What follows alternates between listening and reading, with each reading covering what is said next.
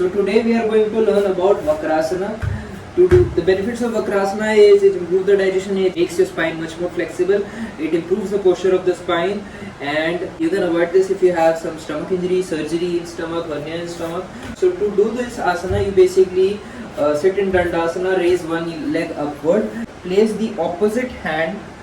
In this case, my right leg is bent, and I'm placing my left hand outside my right knee, and then I turn around and look back.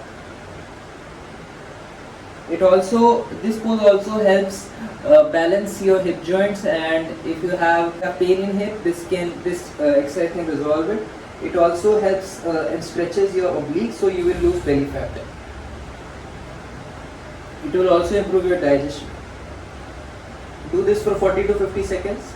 If you are comfortable, you can basically grab your foot.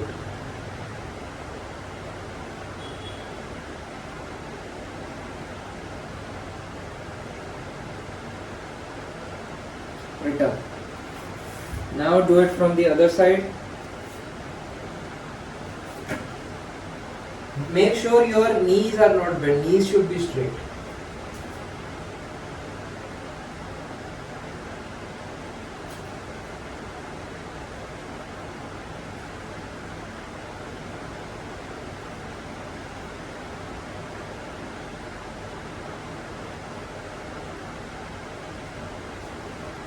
Return to Dandasana.